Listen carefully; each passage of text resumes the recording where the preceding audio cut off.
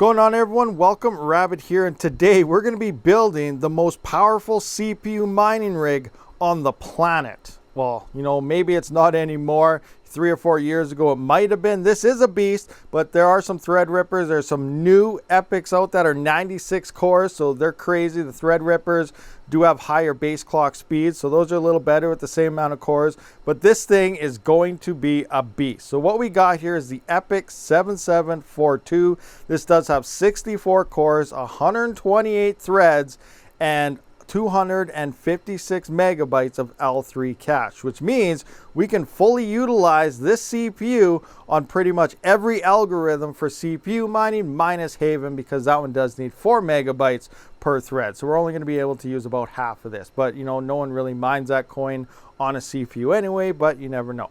Anyway, moving forward, let's kind of look at some parts here. So I got 8 sticks of RAM because the EPYCs actually do support 8-channel memory, unlike consumer grade where you're only running dual channel memory. So that's pretty insane to think of. RandomX, for example, it does have like a limit based on each channel. So opening up even more channels will allow for more hash rate. So that's crazy. For thermal paste here, I actually got this in here. This is from Mod My Mods. I'll have a link down in the description. They sent this out to me for, you know, a while ago, and I haven't had a chance to try it, but it looks pretty sweet here. We'll see if this thing will keep this thing cool. So this will be a good test for this thermal paste. So again, Mod My Mods sent this one out to me, so we'll see if it actually works or not and kind of review that out in here. For a cooler, I did get the 4U cooler. So this is a 4U cooler here. What that means is its height will take up 4 slots in like a server rack. You can get them down to 3U, 2U, and I'm not sure if there's a 1U, but the bigger they are, the quieter they are. This has a larger fan with a lower RPM, so it won't be as loud. If you go down to like a 2U scale, that's more like, you know, your jazz miners. Actually, that'd be a 1U, and it has a slower fan, but very, very fast spinner to keep it cool. So you can put that in a small platform type of thing in a small server rack, but the fan will be very loud. Not really recommended for them home miners out there. But yeah, so that's what we got going on here. The CPU is pre-installed. If you were to install this, you know, you got your own motherboard separately as well as that. The EPYCs actually need a torque wrench, and you got to torque it to the right specs in the proper order, almost like changing a tire here. You know, maybe a lot of you guys skipped the torquing part, but there is torque specs there, and you're going to want to have the proper torque. So it is pre-installed. Everything was tested, so everything should work in theory once we get this going. So if, you know, if I fry something, it's on me and I failed. But let's get this thing built and take a look at it. Okay, so let's just kind of have a look. I did sit this down on a bunch of 3D printed little stands here. I don't have the upright stands printed for this yet, but I will get that done once I decide where to put it when I'm done all my testing. So I got some time to get that ready. But look at this motherboard. It's looking pretty much brand new. It's definitely in good condition. Now, I don't know what the torque specs really are in this, but it's looking all right. I'm not even sure where to put the thermal paste when it comes down to that point. Now, I think there's a line of something going on in here, and then there's a set of chips in each corner here. So I might have to do like a line in the middle and then a dot on each side. Again, I'm not 100% sure how I'm going to do this. AMD, I think, recommends an X for their Threadrippers and stuff, so maybe I'll try that. But, you know, we'll worry about it when we get to that point. But look at all the slots for the RAM. That is crazy. We got our M2 slot right here. I do have mine already. I ordered it up. It's here. I flashed it in Hive a couple days ago. It's ready to go. I just got to get this thing booted up. But I wish all motherboards were like this. So look, we put the M2 in here, and then we simply, instead of having a screw, you just set that on top like so, and then simply put that back in. So bam, you know, nice and easy. That'll lock it in instead of having a small screw to mess around with. But yeah, so far everything's looking pretty good on this motherboard, so I'm pretty pumped for this. As for the RAM I am going to be using, this is Samsung RAM. I'm not sure the latency on it. Lower latency is best for coins like RandomX, where other coins it doesn't really matter. And I'm going to be testing out single sticks versus 2 sticks versus 4 versus 8 and get down to, you know, what the numbers look like in some later videos. But we got Samsung memory. This is 2666 megahertz RAM, DDR4. Now you can get 3200 megahertz, but that does cost a lot more. So, you know, it all depends on what your bank account kind of looks like for this point. So I went with a little cheaper here, but it should still be pretty good for what we're going to be using it for. And size as well does not matter. These are 16 gigabytes per stick. I think about 128 gigabytes total. But when it comes to CPU mining, the size doesn't matter. You can get the smallest amount that you can find, but if you start to do like server operations, obviously, maybe proof of useful work, who knows, you're gonna really wanna ramp up your RAM and get as much as you possibly can. All right, so I'm going to get this RAM installed, but I did want to point something out when it comes to these EPYCs and stuff, and a simple way to kind of know where to put your RAM and in the slots. As we know with DDR4, we do have a longer side and a shorter side. DDR5 on the newer stuff, it's pretty close to the middle, but it is a couple pins longer on one side. Regardless, the easy way to kind of point out how EPYC RAM goes is this label here with the sticker, and on the back side you can see the chips and stuff, but this label here will always face the CPU itself. So as we can see here, we're going to put the back side here. This will fit in this slot right here. If I can kind of get this one hand, it's not really going. Okay, that sucks. There we go. There we go. All right, I'm failing. Okay, anyway, you can kind of see it lines up this way.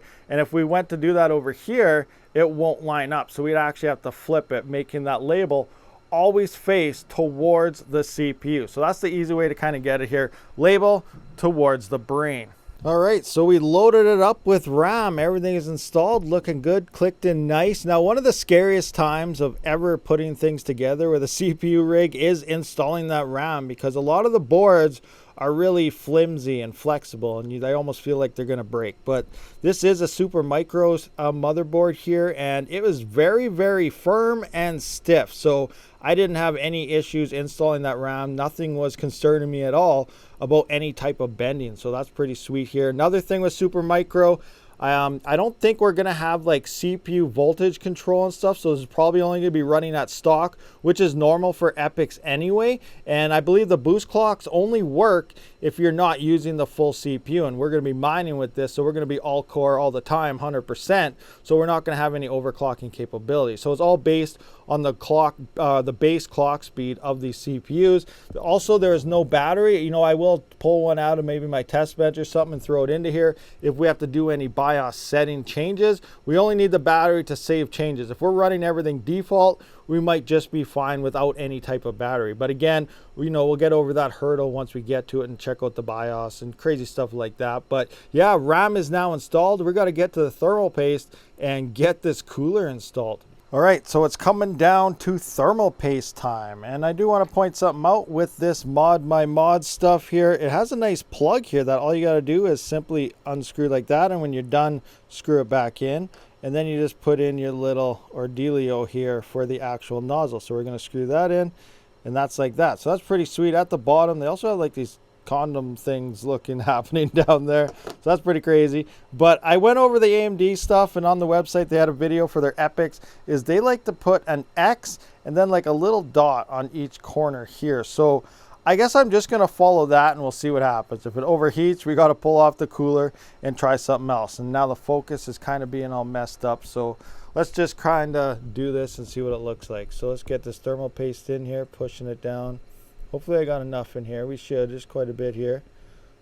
So wait, oh, there it's coming out. So here we go, doing a big fat X. Wow, this CPU is so huge. Yeah, my thermal paste skills kind of suck. That's not really the straightest X I've ever done. So now we're going to do one here. Hopefully I'm not using too much. That seems like it's a lot. But they also say, you know, you need a lot of thermal paste to cover these. So then we're going to put like a dot here, dot in here. We're going to need a little bigger dot in here, and something like that over there. So hopefully this works. This is kind of a pretty bad hack job, and I used I pretty much used it all. Wow, okay, that sucks, but how much did I have here? So it's actually 1 millimeter. I think I had about 0.8, so I probably used like 0.6 millimeters worth of thermal paste on this thing. So this thing is a thermal paste hog. So now we gotta dip into our cooler, and this is going to be interesting because it also said you need a torque wrench for this, but I don't actually have one. All right, so now for our cooler, it does only go on one way. If we actually look at the bottom of this, we can see that there are 4 holes here, obviously, but these 2 are wider than these 2. And if we look at our motherboard, we can see that these 2 are at the far end, and these 2 are actually in a bit. So there is only one way that this cooler will actually fit, and it looks like the back side of the heatsink, so the fan will be facing to the wide side. So we're gonna have the fan blowing out that way, or at least situated over here with the back of the heatsink right here. So that's how we're gonna have to put this thing on. Okay, so I'm gonna slowly put this thing in here and line it up something like this. Looks like we got the holes all lined up here. Yes, it's looking like it. So now I'm gonna need a screwdriver. You can't really see what I got going on here now, so I'm gonna move my camera up. And we can see we got things kind of lined up there, but I'm gonna need to take my screwdriver here and slowly buckle it down. And I'm gonna start here, then go to the opposite side here, and then over here, and kind of go in that star type of order because we want a nice even push downwards. All right, so I do have this installed and my torque specs are unknown. So I guess we'll see what happens. It is pretty tight. It was really, really loose all the way till it pretty much stopped. And you know, that's that. So that's what I went with. And now I did put it into fan 1. I went all around the motherboard, checked the manual online. There's nothing that's labeled CPU fan. So I just went there and extended this over to fan 1.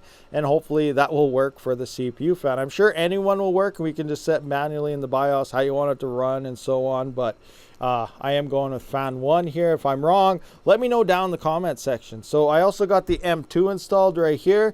As we can see, it was very simple with that little plastic thing. I wish every motherboard had that. That is awesome. Now there's jumper cables here to enable VGA and all that. That might just be onboard VGA detection, this right here, but we'll see what happens. We see there's jumpers for all sorts of things to enable, disable, and so on. So that might bypass BIOS control and doing it through jumpers. Again, I don't know. I'm new at this style server stuff, so we'll have to play with it. Again, no battery. But now I'm going to install the power supply here. So we need our 24 pin. We're going to need an 8 pin. So you're also going to need a 4 pin. Now I believe this 4 pin here powers other components, so it may not 100% be necessary. I am going to plug them both in just to see what happens. Hopefully nothing blows up. But yeah, so we're going to need a 24, 8 pin, and then a 4 pin here. So I'm going to use my Corsair 1000 watt that's hanging out on my test bench there because, well, I haven't used my test bench for quite some time, so I'm not going to need it for a while, but hopefully we will be able to need it soon because we need GPUs to pick up again. But for now, you know, we're dealing with this CPU. So I'm going to plug this in, get the Ethernet plugged in, and I'm just going to see if this thing will automatically detect in HiveOS all by itself. All right, so here we go. I got the 24 pin right there. The CPU 8 pin is right here. Then the second 8 pin for the CPU is split into 4, and that is right here. Ethernet is plugged in. There's 2 other Ethernet plugs as well to go into here. I'm using the big one here.